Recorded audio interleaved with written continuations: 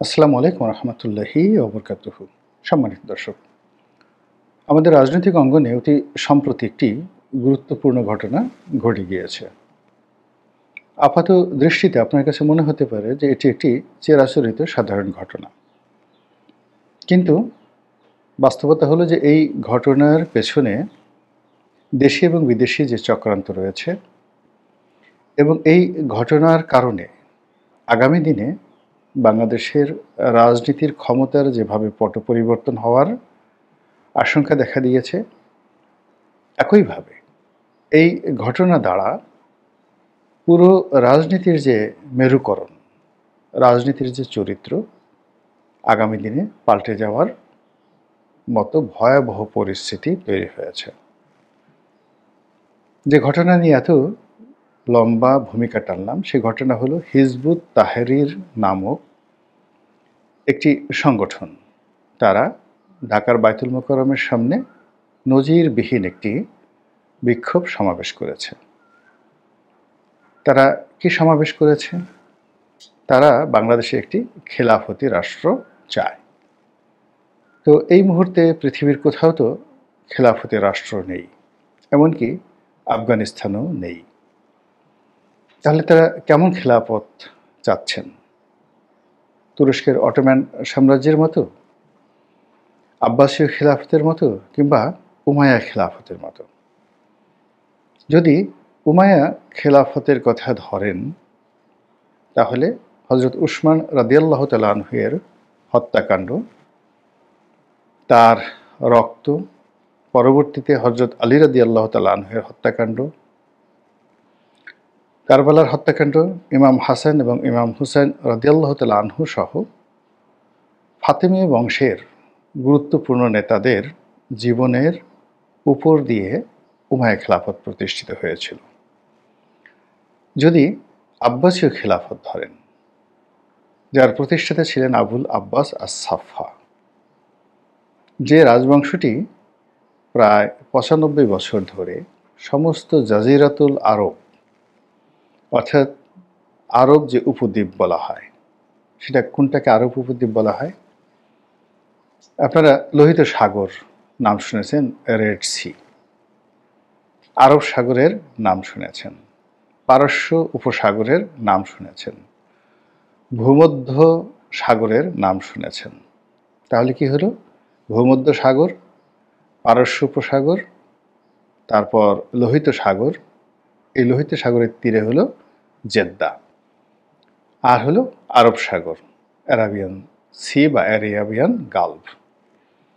তো এই সাগরগুলোর তীরে যে বিস্তীর্ণ ভূমি, এটিকে জাজিরাতুল আরব বলা হয়।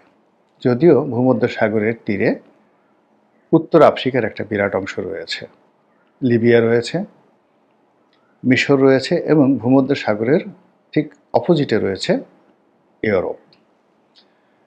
যেটা বলছিলাম যে এই আর জাজিরাতুল আরব ছাড়াও ভারতবর্ষের আজকের যে পাকিস্তান, অর্থাৎ তার একটা বিরাট অংশ মোহাম্মদ বিন কাসিম দখল করেছিলেন। তুরস্ক দখল করে হয়েছিল মাবিয়ার জামানাতে, হজরত আমির মাবিয়ার জামানাতে। গ্রিস দখল করা হয়েছিল, সাইপ্রাস দখল করা হয়েছিল। এই বিশাল অংশ, এর বাইরে উত্তর আফ্রিকার যে সকল দেশ, ছোট বড় অনেকগুলো দেশ উমাইয়ারা দখল করেছিলেন। এবং শুধু তাই নয়, স্পেনও দখল করেছিলেন। তারিক বিন জিয়াদ এবং মুসা বিন নুসাইর, এই দুজনের সম্মিলিত শক্তি উত্তর আফ্রিকার বিশাল অংশ তার সঙ্গে সঙ্গে স্পেন দখল করেছিলেন।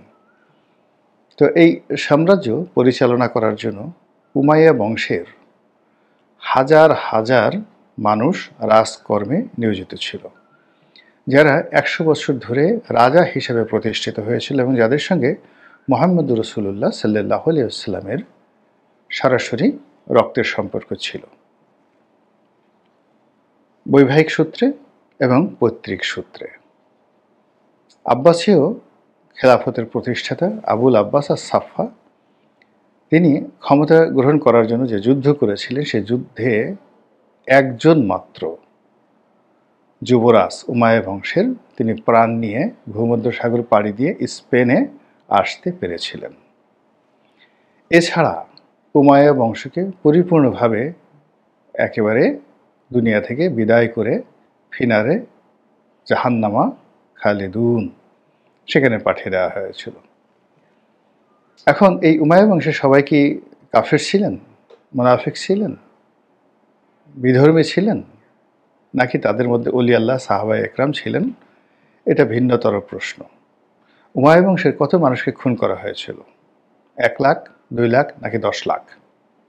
এটাও ঐতিহাসিক বৃন্দ এখন পর্যন্ত নির্ধারণ করতে পারেনি। এর ফলে একটা সাম্রাজ্য বা খেলাফত প্রতিষ্ঠিত হয়েছিল। আরেকটি খেলাফত প্রতিষ্ঠিত হয়েছিল ফাতেমীয় খেলাফত মিশরে। সেটাও ছিল ভীষণ রকম রক্তাক্ত। এখন বাংলাদেশে যে খেলাফত প্রতিষ্ঠা করতে চাচ্ছেন হিজবুত তাহরির, তারা কোন মডেলটি অনুসরণ করবেন? উমাইয়াদের মডেল, খুলাফায়ে রাশিদিনের মডেল?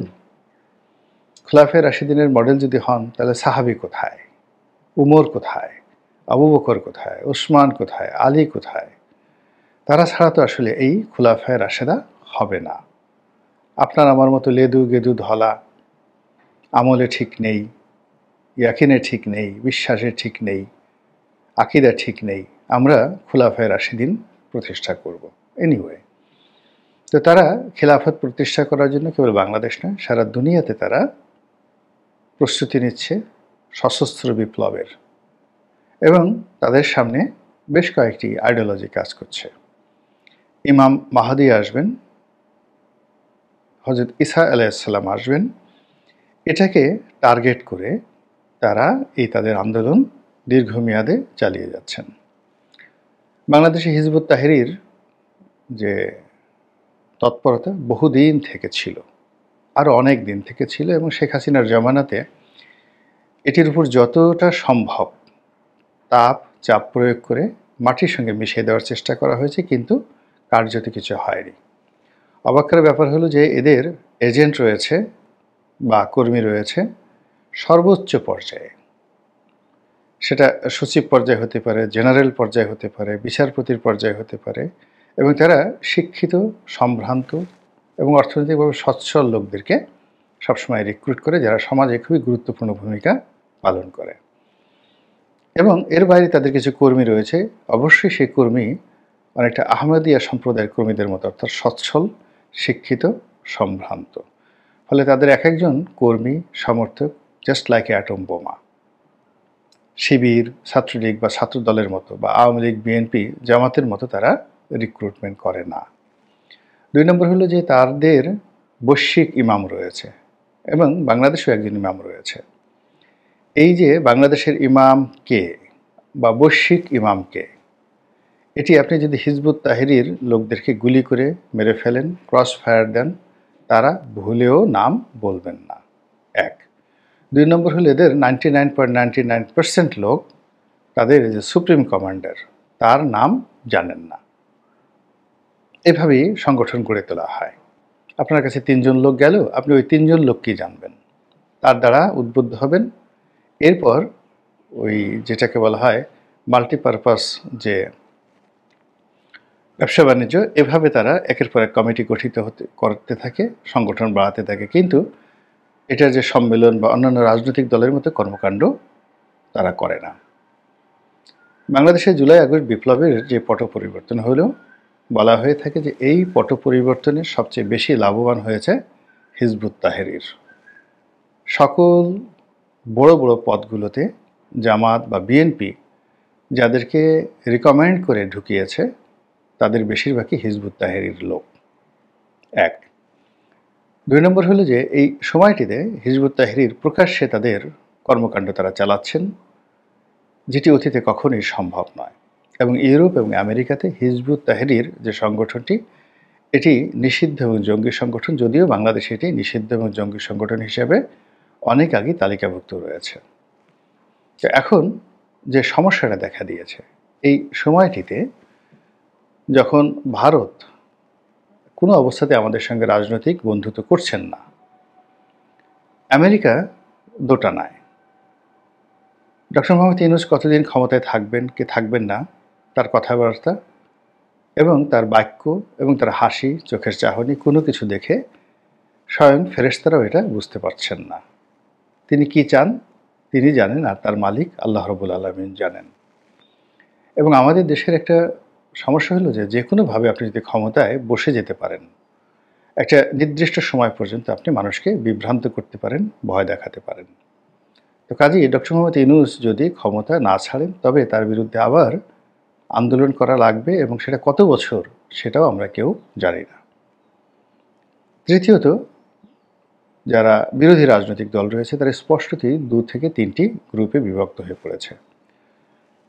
আওয়ামী লীগ কার সাথে আসবে? বিএনপির সাথে না জামাতের সাথে? এটি একটা বিরাট রাজনৈতিক ফয়সালা। 2 নম্বর হলো যে বিএনপি ভার্সেস অন্যান্য সকল রাজনৈতিক দল একত্র হয়ে গিয়েছে, কিন্তু তারপরও ভারসাম্য আনা যাচ্ছে না। এমনকি ছাত্ররা যে রাজনৈতিক দল করেছে তাদেরকেও কিন্তু সমঝোতার জন্য বিএনপির দিকে যেতে হবে অথবা আওয়ামী লীগের দিকে যেতে হবে, যেটি এখন পর্যন্ত একটা সেই হয়ে আসেনি। ফলে ডিসেম্বরে যে নির্বাচন একেবারে অসম্ভব একটি ব্যবস্থা, এবং স্বয়ং বিএনপি ইদানিং বলার চেষ্টা করছে যে রাজনৈতিক গতিবিধি কোন দিকে যাচ্ছে আমরা তা বলতে পারি না। তো ঠিক সেই অবস্থাতে যখন হিজবুত তাহরির একটা বৈঠক করলেন বা একটা বিক্ষোভ করলেন, তখন এটার কি পরিণতি হতে পারে? অনেকে বলার চেষ্টা করছেন যে এরা মূলত আওয়ামী লীগের কূটচাল, ভারতের রয়ের মদতে তারা এই কাজ করেছে, এবং এখানে বেশিরভাগ লোক আওয়ামী লীগের। আবার একজনকে দেখলাম যে ধরে ফেলেছে পুলিশ। তারপর সাংবাদিকরা তাকে জিজ্ঞাসা করেছে যে ভাই আপনি কি বাংলাদেশের লোক না ইন্ডিয়ার লোক? তো বুঝেন যে সমস্যাটা কোথায় গিয়ে দাঁড়িয়েছে। পুরো হিজবুত তাহরির এই ঘটনাকে বিদেশি চক্রান্ত মনে করছে একটি পক্ষ এবং বিশাল অংশ। আরেকটি পক্ষ মনে করছে যে এটা গোয়েন্দা সংস্থার কাজ, এর পেছনে সরকারের মদত রয়েছে এবং সরকার নাটক করার জন্য এই কাজ করেছে, মূলত পশ্চিমা দুনিয়াকে দেখানোর জন্য, ভারতকে দেখানোর জন্য যে জঙ্গি দমনে তারা কত কঠোর। এর আগে সারা বাংলাদেশে জঙ্গি তৎপরতা বেড়ে গেছে, এবং আগামীতে যারা ইসলামিস্ট গ্রুপগুলো রয়েছে তারা ক্ষমতায় আসবে, খিলাফত প্রতিষ্ঠা করবে, ইসলামী শাসনতন্ত্র প্রতিষ্ঠা করবে, জামাতের মতো দল ক্ষমতায় আসবে, এইরকম যে একটা ভাইব পশ্চিমা দুনিয়াতে ভয় সৃষ্টি করেছে, সেই ভয়ের বিপরীতে সরকার অসহায়, দুর্বল। এখানে তারা মব করছে, ইসলামিস্টরা মব করছে, মাজার ভাঙছে, মন্দির ভাঙছে, অন্যের জায়গা সম্পত্তি দখল করছে, এমনকি চাঁদাবাজির মতো, ডাকাতির মতো, ধর্ষণের মতো ঘটনায় এদের নাম চলে আসছে। তো এই বিষয়গুলো যে সরকার আর বরদাস্ত করবে না, বা সরকারের যে কোমরে শক্তি হয়েছে এবং তারা যে কঠোর অবস্থানে রয়েছে, এটা জানান দেওয়ার জন্য তাদেরকে এই হিজবুত তাহরির মতো একটি নিষিদ্ধ সংগঠনের উপর মাতব্বরি দেখানো দরকার পড়েছিল। এখন এই হিজবুত তাহরির যদি সরকারের প্ররোচনায় রাস্তায় নেমে থাকে, তাহলে এরা একজনও হিজবুত তাহরির নন। এরা ভাড়া করা লোক, এবং যারা পুলিশের টিয়ারশেল খেয়েছেন, বাড়ি খেয়েছেন, এটি সমঝোতার ভিত্তিতে হয়েছে, এবং এটির সম্ভাবনা খুব বেশি। এর কারণ হলো গ্রেপ্তারের সংখ্যা কয়জন হয়েছে আমি জানি না। অধিকান্ত একজন রিক্সা চালক নাটক সৃষ্টি করার জন্য, সেই রিক্সা চালক খুব নাটকীয় কায়দায় এরকম একজন হিজবুত তাহরির বিক্ষুব্ধ কর্মীকে পিটিয়েছে, এবং তাকে আবার পুলিশ ধরে নিয়েছে। এবং এই ধরনের ঘটনা সাধারণত থানায় আটক হয় যারা এই ধরনের রায়ট করেন, অর্থাৎ পুলিশ যে ভাই, অর্থাৎ রিক্সাওয়ালা যে ভাই এখানে মারপিট করেছেন, তাকে সাধারণত থানা পুলিশ ধরবেন, কিন্তু তাকে ধরা হয়েছে ডিবি পুলিশ।